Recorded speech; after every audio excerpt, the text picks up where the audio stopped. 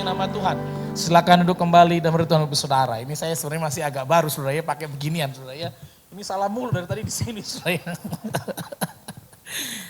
Brotherku, waduh Om BP, wah lama sekali ya kita nggak pernah live bareng ya. Maksudnya yang kayak begini jarang saudara ya. Ini jujur kalau di gereja kami saudara ya, tadi saya bilang sama istri saya, tiap gereja punya aturannya agak beda-beda begitu ya. Di gereja kami karena memang masih online saudara ya. Kita masih online juga?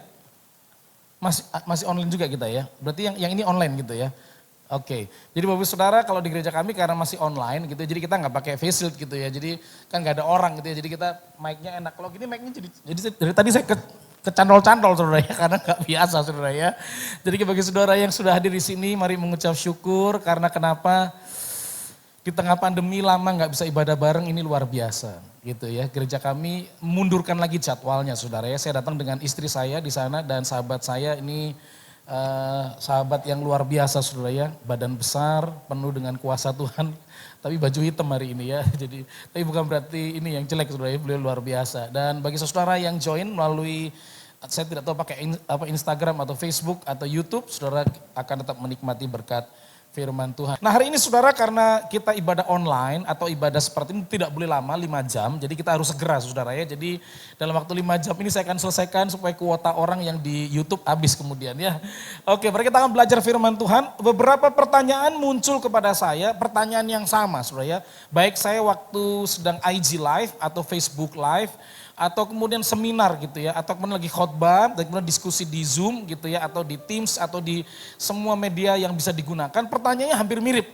Saya nggak tahu apakah Bapak Saudara pernah ditanya, atau Bang BP juga pernah ditanya, teman-teman pelayan pernah ditanya nggak? Pertanyaan begini, kapan pandeminya selesai? Betul nggak ya? Kita, pendeta ditanya saudara ya, ada yang Pak Pendeta tolong doa supaya Oktober selesai. Kenapa? November saya merit Pak. Gitu. Ya itu maunya kamu ya, maunya saya mah Agustus udah kelar gitu ya. Ternyata Agustus udah kelar juga saudara ya. Pertanyaan itu muncul berkali-kali kepada saya, apakah Tuhan bisa segera menyelesaikan? Bapak Ibu saya tidak tahu jawabannya, sama sekali tidak tahu. Tapi hari ini tema saya ada upah ketika kita menunggu. Walaupun saya tahu menunggu itu tidak nyaman. Betul saudara ya, menunggu situasi ini selesai gitu ya. Saya dengan sahabat saya membentuk satu company baru, kena pandemi saudara ya. Jadi nggak ada project saudara ya, projectnya batal semuanya. Ya semuanya menunggu. Kalau Anda berpikir pendeta juga nggak bermasalah, pendeta juga manusia, punya rasa, punya hati, punya masalah juga saudara ya. Semua kita menunggu. Tapi mari kita akan belajar Roma pasal 8 ayat 18, Roma pasal 8 ayat 18. Mari saudara di tempat ini bisa membaca bersama dengan saya, Bapak Ibu yang ada di rumah menikmati online komat kami, tapi bukan Mbah Dukun ya, tapi kita baca bareng-bareng ayatnya. Roma pasal 8 ayat yang ke-18. Mari kita akan membaca bersama-sama 2, 3. Sebab aku yakin bahwa penderitaan zaman sekarang ini tidak dapat dibandingkan dengan kemuliaan yang akan dinyatakan kepada kita. Itu CORB-nya kelebihan saudara ya. Itu lupa itu ya kelebihan ya. Jadi Roma, Paulus mengingatkan saudara bahwa penderitaan semua makhluk berita baiknya mengalami penderitaan, mengalami kesulitan. Karena dosa, karena pelanggaran, karena kebodohan manusia kita mengalami penderitaan. Semua mengalami penderitaan saudara ya. Tapi persoalannya adalah kemudian apa yang kita pelajari dari ayat firman Tuhan ini ketika kita bicara menunggu Bapak Saudara. Nah ini menarik ya kalau kita bicara menunggu. Karena pelajaran yang luar biasa pertama adalah ada orang ketika bicara menunggu fokusnya hanya kepada penderitaan. Ada orang-orang yang hampir bunuh diri karena pandemi ini. Karena semuanya habis. Rumah tangganya pun habis. Ada orang-orang yang karena pandemi ini mulai lemah, menyerah. Bahkan ada yang menjual imannya kemudian. Ya udahlah yang penting ada yang nolong saya. Bapak Ibu Saudara hati-hati. Ketika pandemi ini datang, kesulitan datang, Paulus mengatakan semua orang menghadapi kesulitan yang sama. Semua orang dalam keadaan yang sama. Saudara punya uang yang banyak, tapi uang saudara gak bisa bawa kemana-mana. Saudara bisa pergi ke luar negeri, paspormu baru bikin. Tapi gak bisa keluar negeri, paling luar rumah doang. Saudara punya mobil mewah, cuman difoto di depan garasi. Gak bisa kemana-mana juga kemudian. Saudara punya apa lagi? Rumah mewah, rumah yang smart home katanya. Lampu nggak perlu pencet, tinggal diomongin doang. Anda lewat lampu mati. Berikutnya lagi Anda yang mati. Bukan maksud saya, pokoknya ini lampu semua smart home saudara ya. Perlindungannya hebat, tapi tetap semua ketakutan karena virus nggak ketahuan ada di mana. Betul Bapak Saudara ya? Semua mengalami penderitaan, semua mengalami kesulitan yang sama. Bahkan ketika kesulitan datang, nah fokus orang seringkali hanya kepada persoalannya, ketakutannya, kelelahannya. Cuma seandainya Tuhan baik, kenapa diizinkan? Kalau Tuhan itu luar biasa, kenapa saya nggak segera ditolong? Kalau Tuhan itu baik, saya sudah berdoa, kok masih rugi juga usaha saya? Sekali lagi Bapak Saudara, tidak hanya saudara yang punya masalah. Hamba-hamba Tuhan juga punya masalah sebenarnya. Saya sebelum pandemi ini ada beberapa proyek dengan bank, saudara, untuk kelas motivasi atau karakter building. Akhirnya berhenti juga. Gak bisa juga. Ada teman saya akhirnya pacaran putus karena ditelikung oleh COVID. Karena gak bisa ketemu lagi saudara, gak bisa ketemu, biasanya bisa ketemu, pendekatan gak bisa juga saudara ya. Ada yang kemudian lagi mau merit batal juga saudara ya. Ada yang mau bikin ulang tahun 17 sweet 17, akhirnya sweet 17 sampai busuk kemudian karena udah kelewatan 17-nya saudara ya. Gak bisa juga. Semua mengalami kesulitan, tetapi orang-orang yang menghadapi kesulitan ada di antaranya yang fokusnya hanya kepada kesulitannya, penderitaannya. Sehingga gak mau menunggu. Sekali lagi pertolongan Tuhan bisa datang berbeda-beda Bapak Ibu. Amin. Ada orang cuma doa 2 minggu kok Tuhan tolong. Ada yang sampai sekarang doa puasa udah 4 bulan kok enggak Tuhan tolong. Tapi ada upah ketika kita menunggu. Tapi fokusnya jangan pada penderitaan. Nah di Amerika Serikat saudara pernah terjadi namanya Great Depression. Jadi ada sebuah kesengsaraan besar atau masa sulit yang besar di Amerika Serikat 1930-an kalau nggak salah saudara. Ekonomi Amerika drop sekali sehingga pernah kalau saudara menuliskan kata itu di Google dan kemudian cari image gambar, maka saudara temukan salah satu yang mengagetkan selain orang antri makan semacam ini ya. Tetapi Anda ketemukan ada 4 orang anak saudara, 4 orang anak duduk di tangga, terus kemudian ibunya di sebelahnya, di depannya ada tulisan menjual 4 anak. Karena kenapa? Tidak sanggup untuk biaya makan doang. Jadi Amerika Serikat pernah mengalami gitu, sampai ibunya menjual anaknya. Jadi kasih udah enggak, ya mungkin karena mengasihi anak itu daripada menderita dengan mamanya, udah biar orang lain yang merawat sebenarnya. Tapi keputusan ngeri. Ada yang karena menunggu, karena peristiwa kesulitan fokus pada penderitaan saja, akhirnya menjual pengharapannya. Menjual mimpi-mimpinya kemudian. Menjual imannya. Bapak Ibu sekalian Tuhan Yesus, ternyata kesulitan terbesar kita bukanlah dengan masalah, bukanlah dengan penyakit, bukanlah dengan kegagalan. Kesulitan terbesar kita adalah sabar menunggu janji Tuhan. Itu yang paling sulit dalam hidup kita. Saya pernah satu kali pada waktu pelayanan ada 3 orang anak muda. Jadi setelah lawatan Tuhan turun didoakan, ada 3 orang spesial yang didoakan sebenarnya maju ke depan, berlutut, nangis sebenarnya. 3-tiganya nubuatan Tuhan turun buat 3 orang ini. Luar biasa. 3-tiganya pemusik dinubuatkan akan jadi orang luar biasa 3-tiganya. 2 sampai ke luar negeri. Yang 1 jangankan luar negeri ya, interlokal aja gak bisa. Cuma lokal doang sebenarnya. Jadi ada lokal, interlokal, nasional, internasional saudara ya. Ini cuma lokal doang, pelayanan cuma di situ ada. Terus dia seperti marah gitu. Kalau Tuhan, janji Tuhan buat saya kok gak seperti 2 orang ini. Akhirnya dia menjual pelayanannya. Ya udahlah, artinya masih gini, udahlah saya gak mau pelayanan, Tuhan gak baik. Kalau Tuhan dulu pernah berjanji, ada hamba Tuhan numpangkan tangan di situ, karena ada saya juga yang numpangkan tangan saudara ya. Jadi saya tahu peristiwa itu. Terus kemudian dia angkat tangan, Tuhan gak baik.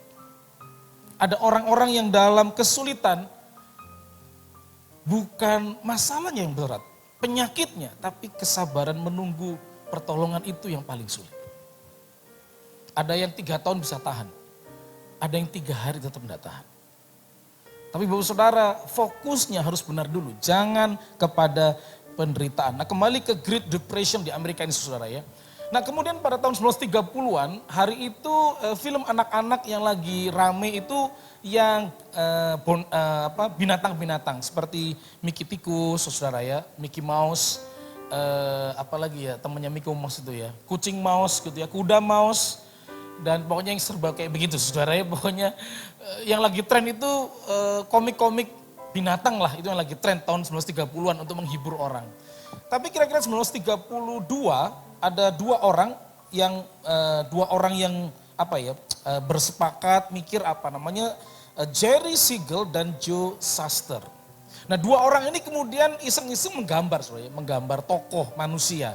Jadi agak berlawanan dengan pada hari itu, yaitu hari itu tokoh-tokoh binatang yang paling disukai ya. Tapi dia bikin tokoh manusia, dia berimajinasi ya karena lagi menderita. Wah siapa tuh orang ini gak butuh makan, gak butuh apapun. Orang ini kuat, hebat, gambar sebenarnya. Terus seperti ditunjuk pada orang lain. Gambar ini tuh gak ada artinya Pak Yakub. Namanya Yakub sebenarnya, saya lupa ngasih tahu ya. Namanya Yakub. Ini gak ada artinya ini. Gambar ini lagi gak tren gitu ya. Aduh bingung sebenarnya. Terus kemudian dia bekerja di sebuah perusahaan namanya DC Comics sebenarnya. Dan di DC Comics dia kasih tunjuk gambar ini, kira-kira laku nggak gambar ini? Waduh ini bukan zamannya, apalagi zaman sulit begini. Udah gini aja deh, gimana kalau kita beli gambar kamu? Jadi gambarnya dibeli seharga 130 US dollar. Jadi kalau 130 dikali 15 lah saudara ya, kira-kira berapa? Sekian. Ya hitung aja kalau nggak percaya, jumlahnya sekian saudara ya. Kalau nggak percaya coba pakai kalkulator aja saudara ya. Jadi 130 US dollar dibeli, sekalian hak ciptanya juga dibeli. Karena lapar, karena kesulitan, ya udahlah nggak mikir panjang loh dijual. Yang mengagetkan kemudian adalah, itu tahun 1932an saudara ya. Kemudian 1938 gambar ini dinaikkan jadi komik saudara ya. Dan menghasilkan keuntungan 40.000 US dollar tahun 1938. Kemudian naik 1973, gambar ini difilmkan. Dan keuntungannya sampai mendapatkan 3 juta dolar. Akhirnya anak keturunan dari Joe Shuster merasa, lu itu papa saya yang bikin, saudara saya yang bikin, harus dapat royalti. Tapi nggak bisa, dulu waktu zaman susah, kamu udah jual soalnya. Nggak nyangka bahwa itu gambar meledak kemudian saudara. Akhirnya di Mahkamah Agung Amerika Serikat tahun 92, akhirnya disepakati mereka dibayar royalti hanya 250.000 US dollar, hanya sekali saja. Dan sampai hari ini gambar ini menjadi menarik.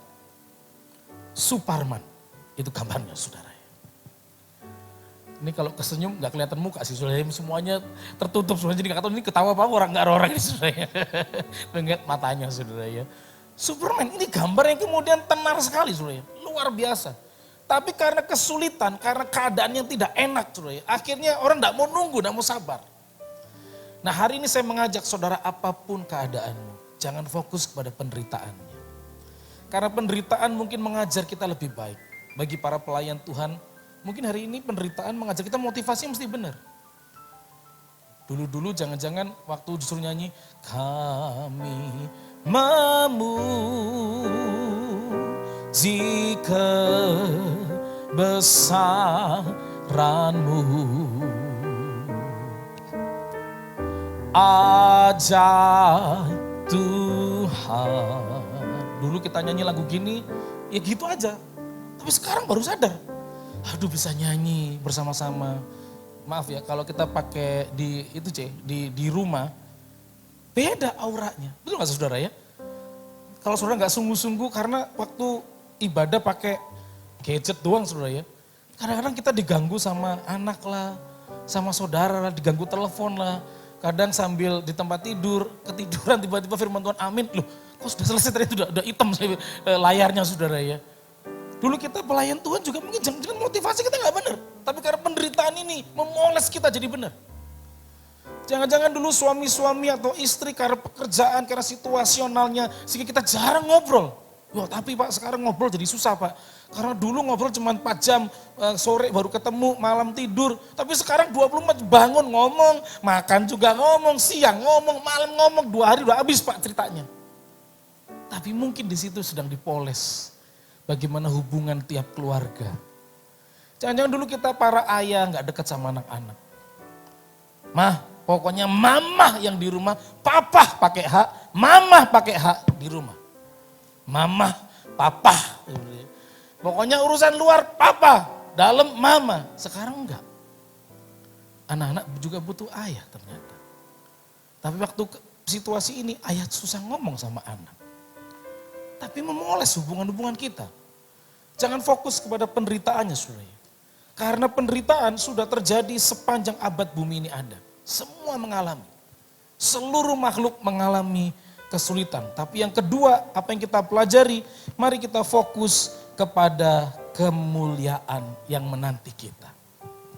Nah kemuliaan tidak cuma nanti, saya percaya mati itu cuma masalah cara. Walaupun kata Elizabeth Kubler-Ross ada dua hal yang kita tidak akan pernah tahu dalam hidup ini. Satu, umur berapa kita meninggal. Kedua, cara kita meninggal. Kita tidak akan pernah tahu. Tapi masalahnya sebelum meninggal itu keputusan penting. Di dalam Yesus atau tidak. Betul enggak? Karena kalau Anda dalam Yesus sampai pandemi ini selesai dan meninggal dunia kemudian, maka kemuliaan surga diberikan. Wah tapi kan nanti Pak sekarang, nah ini saya mau ngomong. Kemuliaan itu tidak hanya bicara nanti, tapi juga ke depan ini loh, beberapa waktu nanti ini.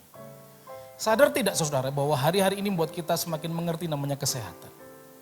Pelajaran baiknya. Dulu orang ngeludah bisa sembarangan, batuk gak ngerti etika, orang ada makan, nyampur, dropletnya jatuh ke tempat orang makan. Sekarang sudah mulai ngerti, kalau batuk paling gak ditutup, dihirup sendiri karena pakai masker saudara ya. Bahkan kalau kesel mau ngeludah orang lupa maskernya belum dibuka, saudara ngeludahnya nempel lagi saudara. Udah kesel duluan mau ngeludah orang lupa masih pakai masker begitu ya. Bapak Ibu kasih Tuhan Yesus, situasi ini mengajar kita ngerti hidup sehat. Saya dulu pada waktu diizinkan Tuhan jalan-jalan ke Bangkok saudara ya. Kadang cemburu sama Bangkok saudara ya. Sama Thailand. Saya pikir dulu Thailand itu kan belajar banyak sama Indonesia Bang. Teknologi makanan, pangan, itu semua dia belajar sama kita loh. Pertanian sampai ada montong dan semuanya itu kan sebenarnya belajar dari Indonesia. Tapi kenapa jadi mereka yang lebih hebat begitu ya. Saya pikir dulu kata teman-teman, waduh Pak kalau ke Bangkok itu atau ke Thailand itu kacau jalanannya, nyetir orang itu ngawur lah. Begitu sampai sana, enggak loh. Memang macet, tapi teratur. Enggak ada bunyi tantin gitu, enggak sabar semua orang. Begitu tin, mobil depan keluar ngajak Thai boxing. Langsung sudah. Itu sudah aturan main di sana, berani ngebelting, orang itu keluar Thai boxing langsung. Ya mesti sabar. Tapi yang saya kagum sudah ya, adalah tempat makan. Tempat makannya sederhana, mungkin warung makan kayak warteg lah. Tapi toiletnya mesti bersih, pasti bersih. Coba kalau di kita, yuk. Rumah makannya udah cukup terkenal, begitu nyampe, ya Allah Tuhan Yesus, sarangnya banyak semut, waduh ngeri kecoa pada lagi main judi di situ saudara ya. Kadang-kadang menegangkan saudara ya, seperti masuk tempat horor begitu ya, mau masuk ke toiletnya. Di sana toilet semua rapi, tapi dengan kondisi ini, saya mengucap syukur juga sih kita belajar hidup bersih. Amin. Nggak kedengaran ya, tapi di alam roh kedengaran suaranya saudara. Karena ketutup ya, jadi amin. Loh kita diajar banyak, kita diajar menghargai hidup. Itu yang baik. Kalau selama ini kita main-main dengan waktu, dengan kesempatan, dengan pekerjaan, dengan pelayanan, dengan hubungan-hubungan kita, sekarang kita berhati-hati. Karena kenapa? Karena kita tidak tahu virus itu ada di mana. Loh betul nggak? Tapi kita tahu menghargai hari-hari yang Tuhan percayakan. Kalau masih diberi pelayanan, pekerjaan, kesempatan, keluarga. Oh ini saatnya kita fokusnya kepada kemuliaan Tuhan ini. Bahwa ada perkara-perkara baik itu Tuhan akan kerjakan. Ada seorang teman cerita pada saya, saudara, betapa hidupnya tertekan ketika pandemi ini karena perusahaannya hampir bangkrut. Perusahaannya susah sekali, sulit. 2 bulan 0 penjualan. Pak Yakub, berapa Pak direktur ini saudara? Ini direktur saya suruh-suruh saudara ya, sahabat yang baik ya. Jadi Pak direktur 0 Pak ya kayaknya. 0 sebenarnya, gak ada pemasukan sama sekali, 0. Nangis sama Tuhan sampai migrain, sampai vertigo, sampai akhirnya betul-betul 2 atau 3 hari istirahat di tempat tidur gak bisa bangun. Dia nanya, Tuhan saya mesti ngapain Tuhan? Saya sudah berdoa, tapi itu sudah ingat suara Tuhan berkata, cari hadirat Tuhan. Cari Tuhan, ku cari wajah-Mu. Temukan kasih-Mu, Kau Tuhan selalu Tuh. Jari, memang cocok jadi WL sudah hafal lagunya saudara. Udah lama lagunya Om lupa jadinya ya. Bapak Ibu yang dikasih Tuhan Yesus, dia cari Tuhan. Yang biasa doa cuma jam 7 bang, sekarang dia jam 4 pagi doa. Lebih pagi lagi. Jam 4, setengah 5 cari Tuhan, nangis sama Tuhan. Berangsur-angsur sembuh tubuhnya, puji Tuhan, disembuhkan Tuhan. Pikirannya mulai tenang. Saudara ya, satu kali dia jual sesuatu yang menurut teman-teman segolongan kerjaan dia nggak mungkin dapat menjual. Dijual lebih untung bisa membuat perusahaan itu jalan sampai 2 bulan. Dan tempat di mana dia bekerja, misalkan dia punya ruko gitu ya, ukuran 5 kali 7 saudara ya, katakanlah begitu besarnya. Sekarang malah jadi 2 ruko, 10 kali 7. 2 ruko besar. Di masa sulit ini. Ketika engkau menunggu di hadirat Tuhan dengan sungguh-sungguh. Ada tuntunan Tuhan yang mengalir. Ada kekuatan yang baru, ada kasih setia Tuhan. Dan yang paling saya suka adalah ketika kita menunggu di hadirat Tuhan, ada pikiran-pikiran Tuhan yang terbaik, sehingga kita tidak mudah mengambil keputusan yang salah. Ada nggak orang Kristen hari ini stres? Ada, saya menemukan kok. Tapi saya tidak termasuk, ya. Ini kemuliaan saudara. Kemuliaan yang Tuhan taruh. Bapak Ibu ada yang tertekan? Ada. Ya akhirnya gak mau kebaktian? Ada juga. Tapi hari ini ayo menunggu dalam hadirat Tuhan. Karena ada upah. Saya menemukan sahabat-sahabat yang kemudian belajar menunggu pertolongan Tuhan. Dan pada waktunya di masa sulit ini, pertolongan itu turun. Dengan cara yang ajaib. Cara yang luar biasa. Bapak Ibu kasih Tuhan Yesus. Ketika Jepang dikalahkan oleh Amerika Serikat dengan bom itu saudara ya. Dan porak-poranda tidak hanya Nagasaki dan Hiroshima, tetapi ekonominya hancur berantakan. Kemudian memunculkan pengusaha-pengusaha baru atau orang-orang yang bekerja keras gimana caranya saudara ya. Salah satunya adalah Ibuka Murata dan juga Aiko Morita. Itu hampir nama seorang wanita di Tegal saudara ya, namanya Morita, tapi ini laki-laki ya, Aiko Morita. Nah kemudian orang ini walaupun bekerja di sebuah department store seperti Megacorp begini ya. Jadi mereka punya mimpi, di tengah masa sulit tuh punya mimpi. Bagaimana membuat barang-barang elektronik atau percobaan-percobaan bikin laboratorium itu di department store ini. Sehingga waktu dia pulang, departemen tutup jam 7, dia keluar jam 10 malam dari sana saudara ya. Sehingga hampir ditangkap polisi karena dipikir maling.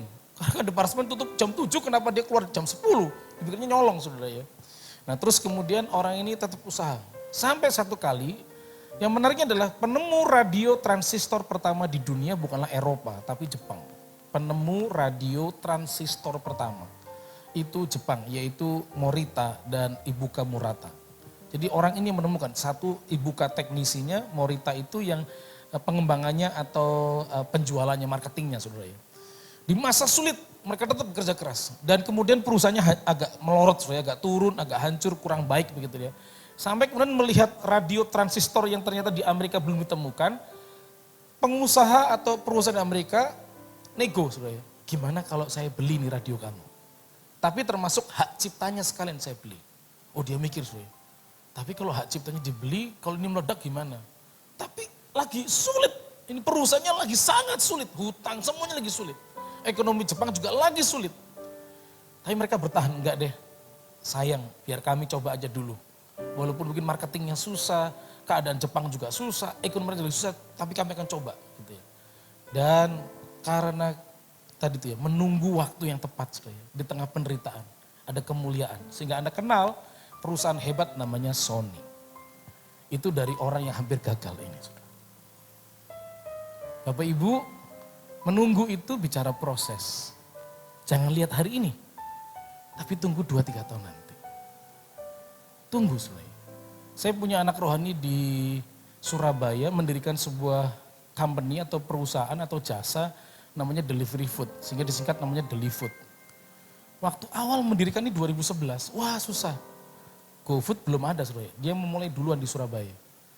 Waduh susah menjaring pelanggan, semua masih pakai BBM dulu ya, zaman pakai 2007 itu masih pakai BBM gitu. Susah, sulit. Tapi siapa sangka hari ini setelah 9 tahun, pelanggannya itu customer dia, dia nggak pernah pakai medsos, Tokopedia, nggak pakai begitu-begitu ya. Tapi pelanggannya bisa sampai 10.000 orang customernya dia. Kemarin hari ini dia baru balik ke Surabaya gitu ya. Kemarin ini seminggu ada di Jakarta hanya untuk membeli beberapa makanan Surabaya, makanan Jakarta. Seperti makanan ramen Jepang yang di Surabaya enggak ada, Saudara ya. Apa kayak just tip itu Saudara ya. Tapi bayangkan sekali beli nasi gila, Saudara. Ada yang pernah makan nasi gila? Itu luar biasa apa biasa buat Saudara? Hah? Ada yang merasa luar biasa nggak makan nasi gila menteng, Saudara? Buat biasa banget kan, mendingan di ntar malam itu, nggak ada cerita, sorry ya. Nasi gila mah biasa sebenarnya daripada yang di Harapan Indah ini kan, biasa banget. Tapi yang beli di Surabaya, 100 pack apa 150 pack yang beli. Nah itu kan perlu 1 hari untuk nyampe, betul nggak? Masih orang nyari sebenarnya. Karena kenapa? Sudah trust, terbangun trust. Dia mendapatkan itu waktu perjalanan perjalanan ke luar negeri, terus dapat hikmat dari Tuhan, bikin ini. Ya awalnya dia yang nganter sendiri, dia yang ngepak sendiri, semua dia sendiri. Belum ada pegawai, belum ada yang lain. Tapi perhatikan, ketika engkau menunggu waktunya Tuhan, selalu yang terbaik. Selalu yang terbaik turun bagi kita. Amin. Tapi dalam menunggu jangan berhenti, kerjakan yang terbaik. Selalu kerjakan yang terbaik. Itulah kenapa Akio Morita mengatakannya membedakan perusahaan itu baik atau buruk dilihat dari bagaimana cara dia dalam menangani masa sulitnya. Anda masa sulit hari ini, gak apa-apa. How to handle the crisis is our big problem. Artinya bagaimana membayar persepuluhan, itu jauh lebih penting. Itu terjemahan bahasa Inggris barusan bahasa Inggris ya. Bukan masalah how to handle your crisis is a big problem. Bagaimana mengelola kesulitan kita, itu problemnya saudara. Kalau ini perusahaan, mau lihat orang baik, orang bagus atau tidak, terlihat dari bagaimana dia menghadapi kesulitan. Karena semua orang menghadapi kesulitan, menghadapi keadaan yang tidak nyaman. Hari ini saya mengingatkan saudara kata-kata ini, replace worry with prayer. Make the decision to pray whenever you catch yourself worrying. Replace worry with prayer. Make the decision to pray whenever you catch yourself worrying. Gantilah worry rasa khawatir dengan doa. Make the decision. Jangan lupa bayar perpuluhan tepat pada waktunya. Itu lanjutannya saudara ya. Hanya orang beriman kira-kira menangkap pesan ilahi itu saudara ya. Ayo ganti kekhawatiranmu dengan doa. Buatlah keputusan untuk berdoa kapanpun kau menemukan dirimu di dalam kekhawatiran. Buatlah keputusan untuk berdoa. Karena waktu Tuhan pasti yang terbaik bagi hidup kita. Amin. Nanti di surga pasti diberi. Tapi saya percaya ada kemuliaan yang diberi hari ini juga. Tapi kita harus menunggu waktunya Tuhan Yesus. Amin. Mari kita akan berdiri bersama-sama. Tuhan urapi setiap kami hari ini. Kami mengangkat kedua tangan kami di hadapan-Mu. Kami tanda berserah kepada Tuhan. Sebab Tuhan yang paling mengerti rancangan dalam kehidupan kami. Hanya kebaikan, pertolongan, anugerah. Ajar kami menanti-nantikan, menunggu dengan baik ya Pak. Karena kami percaya roh itu berdoa dengan keluhan-keluhan yang tidak terucapkan. Sehingga satu kali nanti ketika kemuliaan-Mu dinyatakan bagi kami dapat berkata sekarang aku tahu bahwa Allah turut bekerja mendatangkan kebaikan bagi setiap kami yang mengasihi Tuhan, yang hidup dalam rencana-rencana Tuhan yang terbaik. Mari urapi setiap tangan-tangan yang terangkat. Tuhan urapi setiap Bapak Ibu Saudara yang mengikuti ibadah melalui online service. Tuhan juga jamah dalam nama Tuhan Yesus. Ada kemenangan, ada kuasa, ada hadirat Tuhan yang terus mengalir, memulihkan, menyembuhkan. Dan seluruh perjalananmu menikmati pertolongan daripada Tuhan. Usahamu akan dipulihkan, kesehatanmu dijamah oleh Tuhan. Rumah tanggamu terima berkat-berkat terbaik daripada Tuhan Yesus. Mari Tuhan urapi umat-Mu hari ini. Biar waktu Tuhan turun bagi kami. Yang terbaik, yang terbesar, anugerah yang luar biasa turun bagi kami. Terimalah berkat Tuhan. Kasih karunia yang berlimpah-limpah daripada Allah Bapa dalam anak yang tunggal Yesus Kristus. Persekutuan yang manis dengan Roh Kudus menyertai saudara sekalian mulai hari ini sampai Yesus datang menjemput kita di awan-awan dan bahkan sampai selama-lamanya. Yang percaya bersama-sama katakan amin.